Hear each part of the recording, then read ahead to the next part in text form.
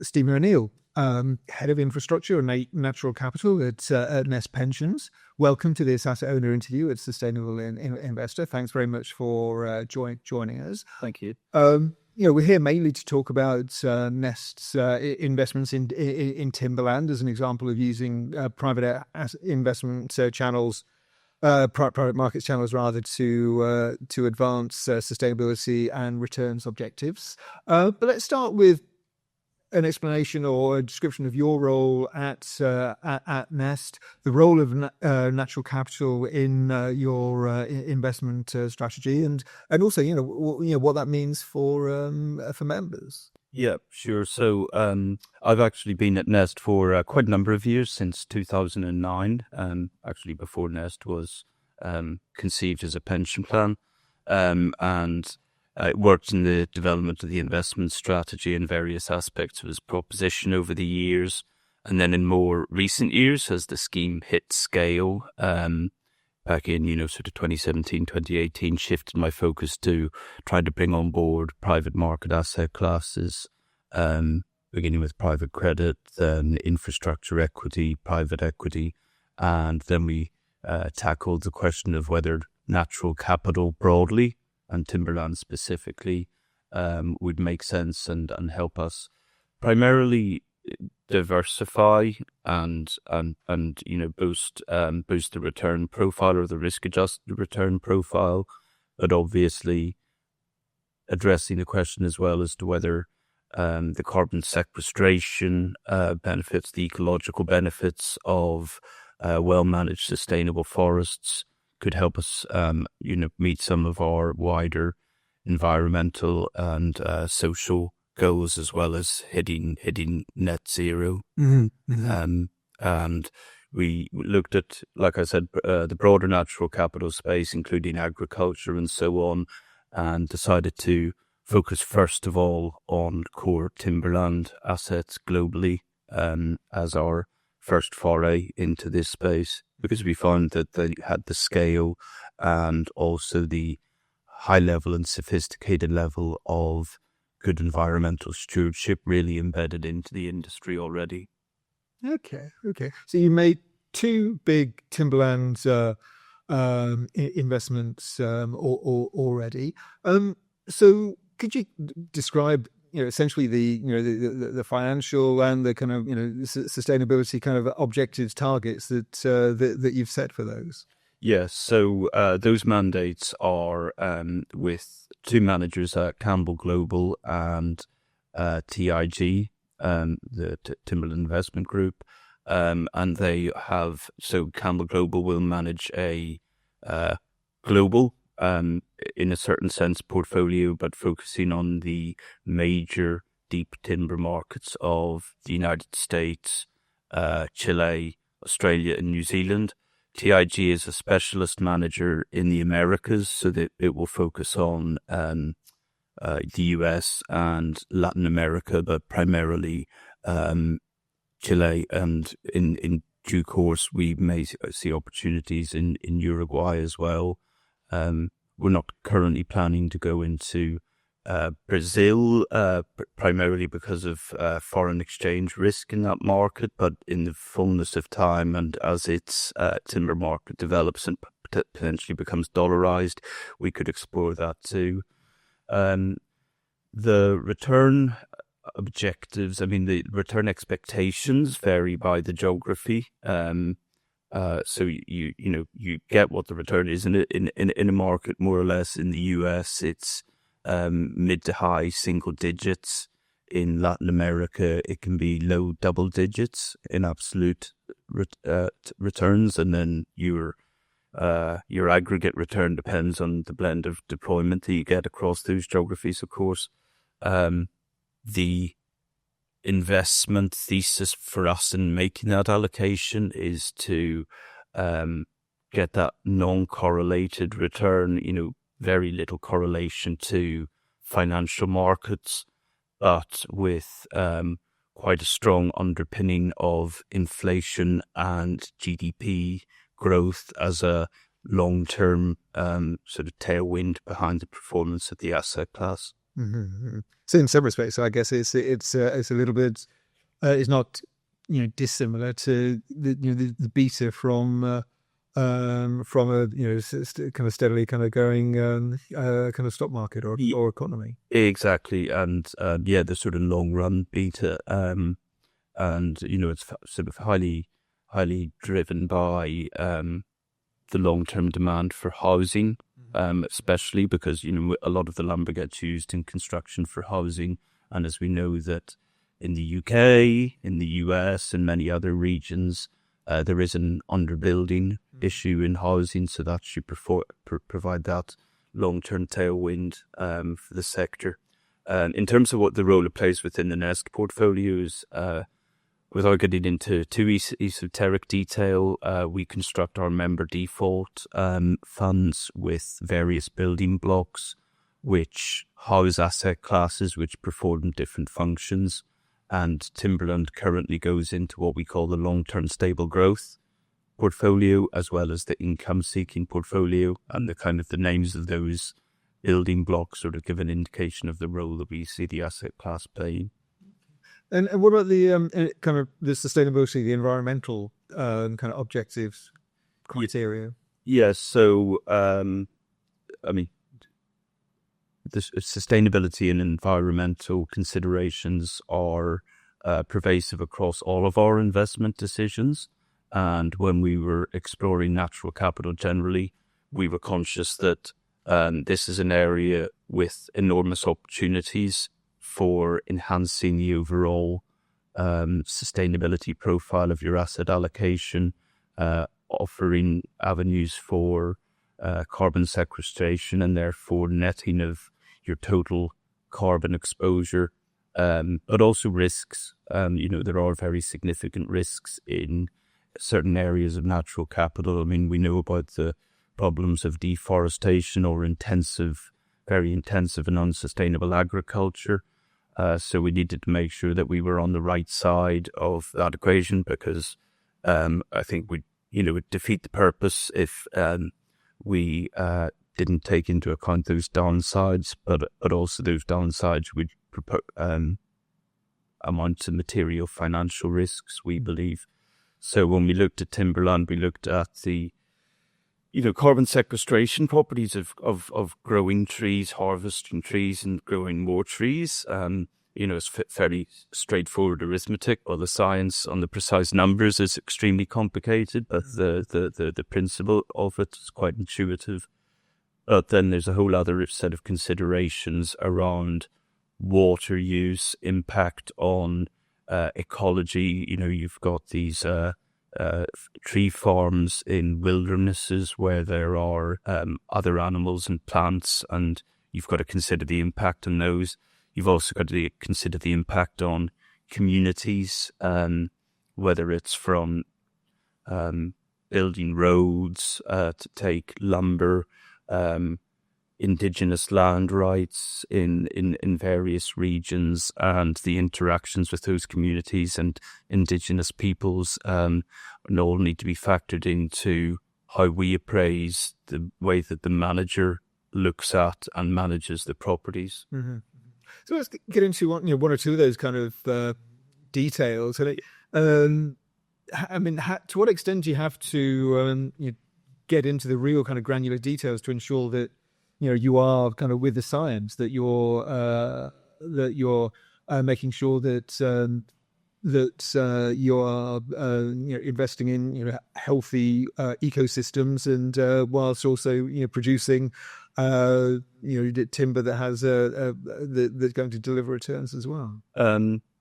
So when we go out and look for a new asset class and go through a manager selection exercise, a similar process to many asset owners, we furnish them with very detailed questionnaires, and you can use a lot of normative standards to evaluate what they do. For example, how many of the properties that you currently own in your portfolio are fully certified under a forestry sustainability scheme, and which forestry sustainability schemes are they universally recognized. do you make that certification a prerequisite when you originate?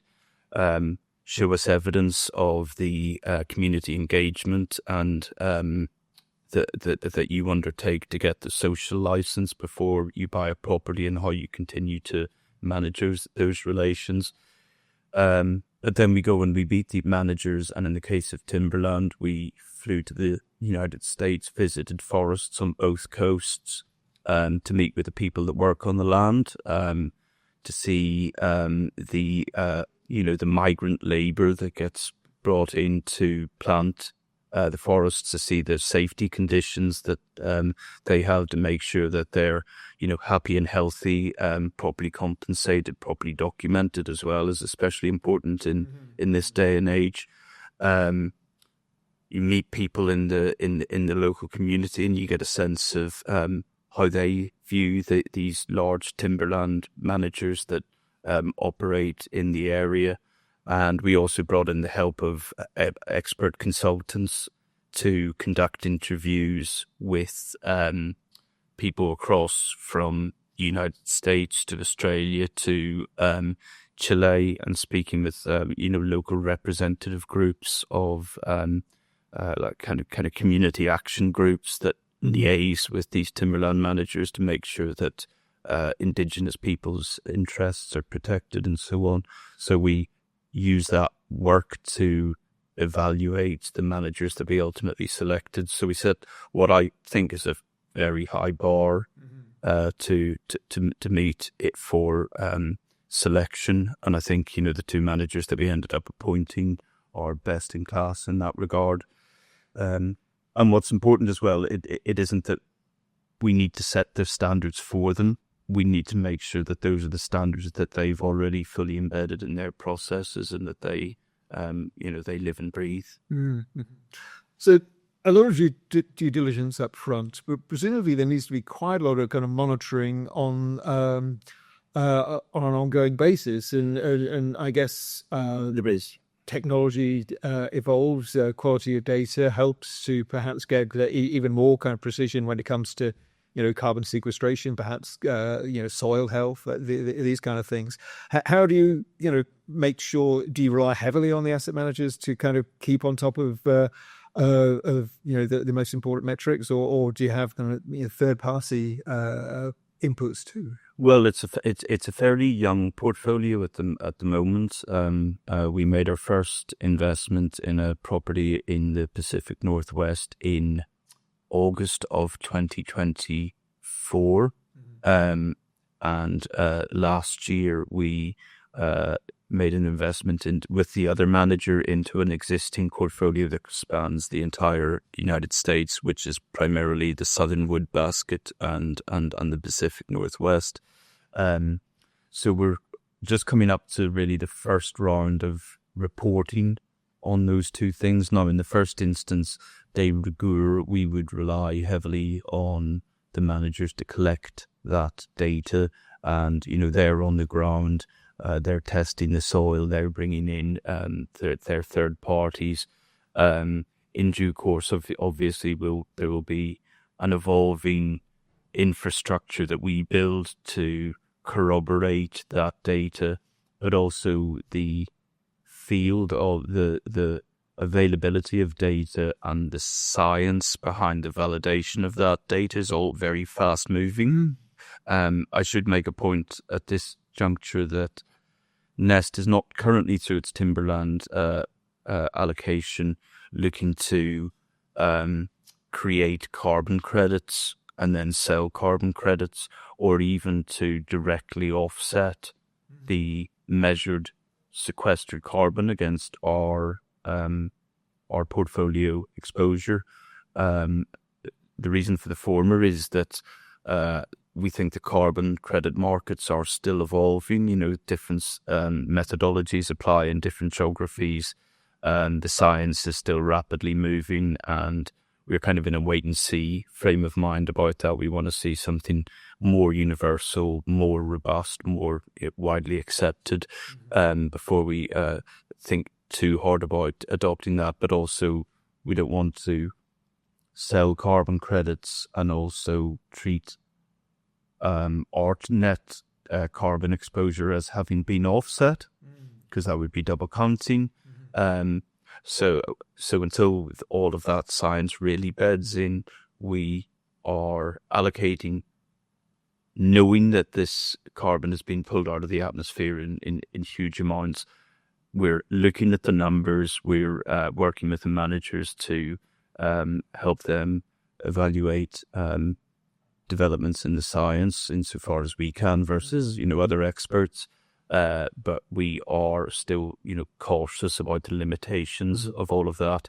And then we look at all sorts of other factors, number of jobs created, number of instances of community engagement, areas of land dedicated to or provided for access for recreation, for, hunting, fishing, walking, hiking, that kind of a thing. So we pull all of those metrics, and those are all fairly standard data points that that these TIMOs, or Timberland Investment Management Organizations, collect and produce. Because it is the standard expectation of them these days. Clearly, there are a lot of kind of co-benefits there that you're kind of monitoring and tracking and reporting on. But obviously, I guess the carbon sequestration point is those markets are evolving. But of course, there's also the question of the kind of ecosystem health is going to be presumably kind of better served by kind of native species, and which may not necessarily be the ones that are it's a whole fascinating area.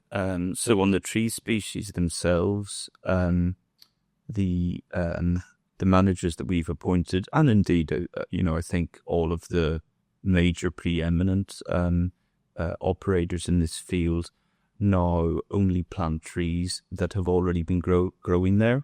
Now, that doesn't mean that they are native species, but sometimes these pieces of land could have been timber plantations for 100 years. An interesting thing that I learned through this process was that the US South was effectively completely deforested by the time of the Industrial Revolution, through, the building of the railroad tracks. The entire land was razed. So the loblolly pine plantations were not brought in and demolished over native and natural forests. They were brought in. Now, they're not necessarily in all cases the native species, but they have been growing there for 100 years. So that's what they continue to plant. In terms of like animal life and wildlife, we have explored all of the various endangered species and the mechanisms they use to protect those. Very interesting examples of a particular bird that nests in a very specific place off the coast of Washington in the United States. It nests in the treetops. It's the only species of puffin that nests in treetops. And when they identify any nesting areas, they effectively draw a big circle around that part of the forest, and that's completely off limits for cutting. You create sort of pathways and access ways for turtles to access their nesting areas from local waterways, and so on and so forth. You grow the trees and you cut the trees in such a way as to not create straight lines, because deer and other fauna find that straight lines it messes with their perception of safety within the forest. So in order to encourage them to continue to thrive, the farms are grown in such a way that it feels more natural to the local wildlife. And huge amounts of science go into this. Wow, that's a lot of considerations to be back to. coming back to the kind of the social co-benefits, were there? I mean, you mentioned a number of factors relating to kind of workers, local communities, indigenous rights. Was there anything in your kind of due diligence and the kind of setting up of these mandates that kind of shifted or changed in the planning as a part of the kind of due diligence? I think what struck us was that in most asset classes that I've researched over the years, when you get onto topics of environment, ESG, there's usually quite a lot of divergence in, let's just say quality, but the degree to which different managers have internalized best practice or best thinking. They decide here's where we are on that spectrum because here's what we think is the material risk, and some are, let's say, better than others. Amongst the major timber managers, the standards are so rigorously set both by independent bodies, the certification agencies, but also the competitive field that they operate in. Asset owners around the world that invest in timberland have very, very high expectations of these TMOs, and so they have converged on not perfectly homogenous, but a strong consensus view as this is what sustainable forest management looks like. And that covers all of those areas like indigenous rights. What we did learn through the process around those particular risks is that there are different regions where those risks are easier to manage than others. Okay. In the United States, it's a fairly well-trodden path, and it's fairly robust and stabilized, as you can imagine in other geographies in more emerging economies. There are more tensions and there are more risks to be managed, and then within those geographies there are some geographies which are safer, and both from an ESG point of view but also from a genuine worker and forest safety perspective to operate in, and others, and so we needed to make sure that our TMOs were alive to that, and they were allocating to the regions where those risks can be best managed, and where the standards and level of community engagement is healthy and positive rather than strained or even risky. Mm-hmm. You've been quite complimentary towards the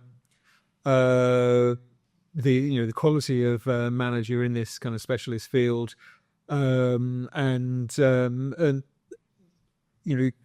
clearly there's high expectations on your part. What would your advice be to other asset owners in kind of distinguishing between if there's a high standard, how do you kind of make your choices? Yeah, I mean, there's all, as you really zoom in on these things, you start to see margins. There's more and less profitable ways to operate a forest, irrespective of the management of environmental and social risk factors. So there is dispersion in that regard, and obviously that'll be an important consideration. There is a lot to be said for a manager who has boots on the ground or can partner with highly respected operational partners with boots on the ground in the geographies in which they wish to invest. You will potentially see instances where someone might give a manager a mandate to invest anywhere they see a forest at a good price. Someone sitting in an office in New York or London, buying a forest in Brazil without putting boots on the ground there and doing the due diligence, and both in the acquisition and in the ongoing management of that forest is far less likely to be able to give you peace of mind that that all of those things are being taken care of. They can get a consultant to give them a report, but unless they have skin in the game and are directly involved in it, it's far harder for them to manage that, I think. And so that's where you start to see some differences. That can be as much mandate specification as manager quality. But then, of course, if a manager is willing to go beyond their current field of operations, that would also be something that I think would count against.